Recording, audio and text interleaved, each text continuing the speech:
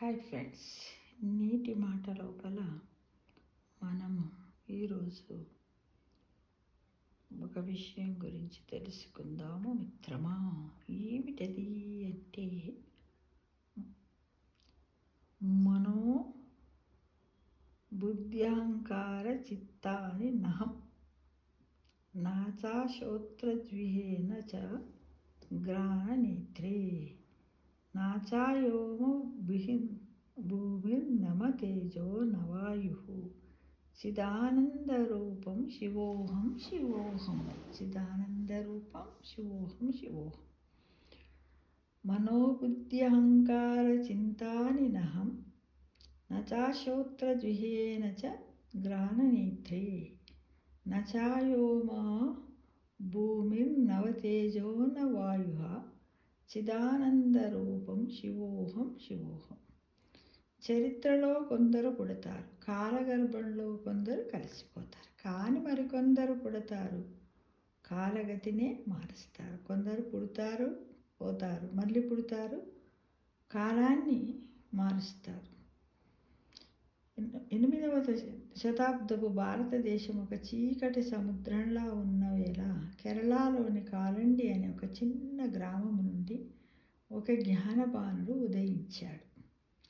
కేవలం 32 ప్రాయం అంటే వయస్సులోని అనంతమైన కాలానికి సరిపడ జ్ఞానాన్ని నిక్షిప్తము చేసిన ఆ మహామనిషి జగద్గురువు ఆది శంకరాచార్యుడి జీవిత ప్రస్థానం ఇది. అంటే మనం ఈరోజు నేటి మాట లోపల జగద్గురు ఆదిశంకరాచార్యుల యొక్క జీవిత ప్రస్థానం గురించి తెలుసుకుందాము మిత్రం. కాలండి నుంచి కనకదార వరకు. కాలండి ఒక సామాన్య గ్రామం, కానీ అక్కడ పుట్టిన బాలుడు అసామాన్యుడు. శివగురువు ఆర్యంబల తపహం ఫలం ఈ శివాంశ సంభూతుడు. 5 ఏళ్లకే తండ్రిని కోల్పోయిన తల్లి అనురాగంలో వేదాలను అపోసానం పట్టాడు. శంకరుడి జీవితంలో మొదటి అద్భుతం కనకదారా స్తోత్రం. తన దగ్గర ఉన్న ఒక ఉసిరికాయను భిక్షగా వేసిన ఆ పేద తల్లి దారిద్ర్యాన్ని చూసి చెల్లించిన శంకరుడు ఆ ఇంట్లో స్వర్ణవర్షం కురిపించాడు. కానీ ఆ బాలుడి కన్ను స్వర్ణం మీద లేదు, సత్యం మీద ఉన్నది మిత్రమా. సంసారమే మొసలి. 8 ఏళ్లకే వైరాగ్యాన్ని ఎంచుకున్న శంకరుడు నదిలో మొసలి పట్టుకున్న ఘట్టము ద్వారా తన తల్లిని సన్యాసానికి అనుమతి కోరాడు. నువ్వు ఏ స్థితిలో ఉన్నా నీ కడచూపుకు నేను వస్తాను అని తల్లికి మాట ఇచ్చి కట్టుబట్టలతో జ్ఞానాన్వేషణకు బయలుదేరాడు. జ్ఞాని అంటే రాయి కాదు, ప్రేమ కలిగిన మహర్షి అని శంకరుడు నిరూపించాడు. గురవే గమ్యం నర్మదా తీరములో చిదానంద రూపం.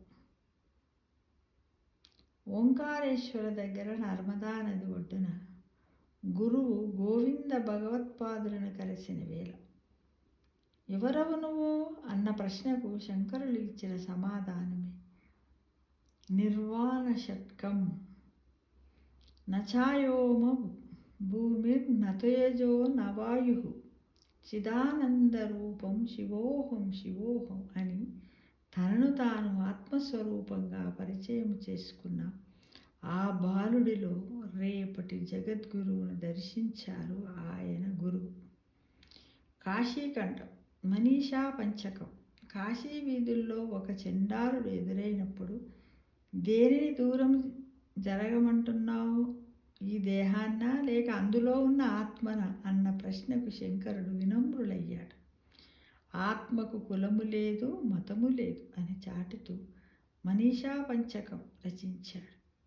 జ్ఞానిలో ఉండాల్సిన మొదటి లక్షణం వినయం అని లోకానికి చాటాడు. దిగ్విజయ యాత్ర భారతావనిని ఒకటి చేసిన 4 పీఠాలు. విడిపోయిన సిద్ధాంతాలను ఏకము చేయడానికి అజ్ఞానంపై యుద్ధం ప్రకటించిన వీరుడిగా శంకరుడు దేశము నలుమూలల 4 శక్తివంతమైన పీఠాలను స్థాపించాడు.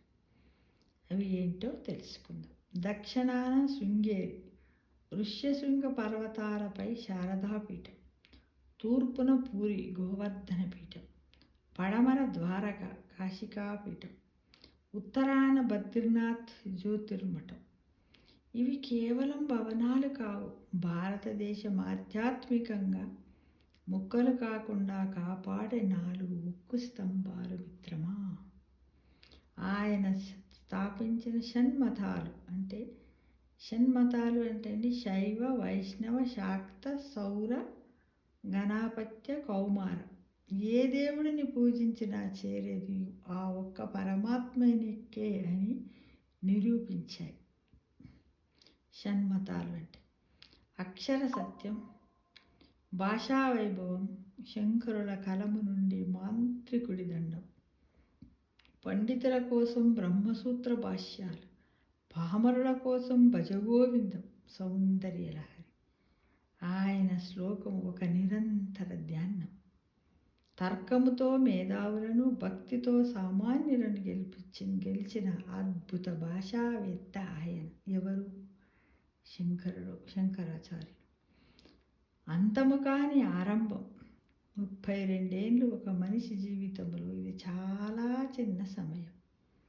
యుగకర్తకి ఇది సరిపోతుంది. కేదార్నాథ్ మంచుల్లో శంకరుడు అంతర్ధానమయ్యాడు. కానీ ఆయన నేటికి మన గుడిలో, మనము చదివే మంత్రములో, మన ఆత్మలో ఉన్నాడు. ఎప్పటికీ అలాగే ఉంటాడు మిత్రం. భక్తి మార్గము వారికి భజగోవిందం, కనకదార స్తోత్రం. కర్మ మార్గము వారికి సౌందర్యలహరి, శివానందలహరి. జ్ఞాన మార్గము వారికి బ్రహ్మసూత్రాలు, ఆత్మబోధ.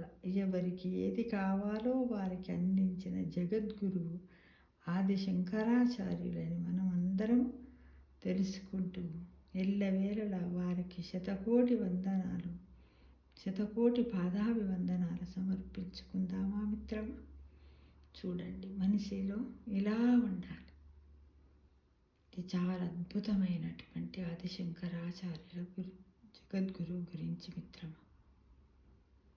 సర్వే జనా సుఖినో భవంతు.